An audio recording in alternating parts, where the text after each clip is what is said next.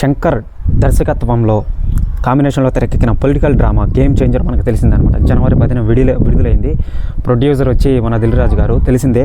So పూర్తి details అనమాట. ఇప్పటి వరకు అసలు కలెక్షన్ల పరంగా ఎంత వచ్చింది ఏంటని చెప్పి పూర్తి డీటెయిల్స్ చెప్తూ 294 అంటే 294 కోట్లతో టాప్ 1లో ఉందన్నమాట ఫస్ట్ రోజు. సరేనా. సెకండ్ RRR 223 కోట్లతో ఉందన్నమాట. బాహుబలి 2 200 కోట్లతో 210 కోట్లతో ఉందన్నమాట.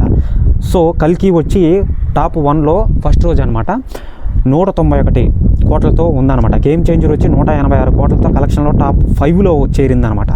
ఎన్టీఆర్ దేవరా తొలి రోజు 172 కోట్లు ప్రకారం గేమ్ చేంజర్ దేశవ్యాప్తంగా అంటే మన ఇండియా వరకే నేను చెప్తున్నాను ప్రస్తుతానికి 17,161 షోలలో ఏయిగా 9.39 లక్షల టికెట్లను అమ్ముడుపోగా బుక్ మై షోలో అమ్ముడుపోగా కేవలం ముందస్తు బుకింగ్లలో ప్రపంచవ్యాప్తంగా 26.8 కోట్లు ఈ చిత్రం ఆర్జించిందనమాట. సో డే 5 అంటే ఈరోజు అనమాట ఎంత కలెక్ట్ చేసింది ఏంటి అని చెప్పి. సో నేను హిందీ వర్షన్లో స్టార్ట్ చేస్తాను అనమాట. First 2.9 crore net trading figure అనమాట. సో ఇంతకు ముందు చెప్పింది అది ఆల్ ఇండియా వచ్చి ఇంతకు ముందు అనమాట 12 crore అనమాట. వరల్డ్ వైడ్గా 13 కోట్లు అనమాట. సో ఇప్పుడు ప్రస్తుతానికి వచ్చి 22 కోట్లు అనమాట ప్రస్తుతానికి హిందీ వర్షన్లో వచ్చి.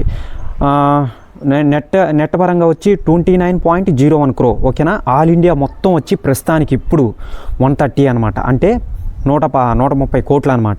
సో వరల్డ్ వైడ్గా వచ్చి 172 కోట్లు అనమాట. తక్కువగా వస్తుందండి. అంటే అక్కడ సినిమాలు కూడా ఉన్నాయి కదండి, అక్కడ కాంపిటీషన్ ఎక్కువైపోద్ది అనమాట. సో అక్కడ మూవీస్ వచ్చి ఇక్కడ మనం ఎలా చూస్తామో సేమ్ అంతే ఇక్కడ మూవీలు కూడా అదే విధంగా వాళ్ళు చూస్తారనమాట. సో మ్యాక్సిమం ఏంటంటే మన ఇండియన్ కల్చర్ ఇష్టం ఉన్న వాళ్ళు చూస్తారనమాట. ఇండియన్ కల్చర్ లేని వాళ్ళు చూడరనమాట. ఇప్పుడు గేమ్ చేంజర్ మూవీ వచ్చింది, హాలీవుడ్ మూవీస్ చూసేవాళ్ళు మన ఇండియాలో ఉన్నారనమాట.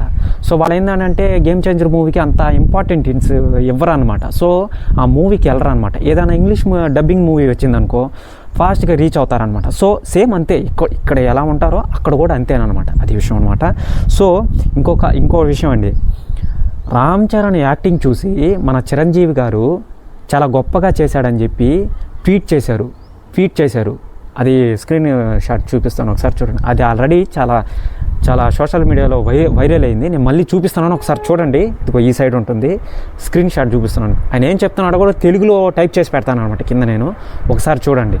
అప్పన్న క్యారెక్టర్ ఎక్కువగా నచ్చింది అనమాట చిరంజీవి గారికి. సో చూద్దాం, ప్రతి అప్డేట్ని మీకు నేను అందిస్తాను.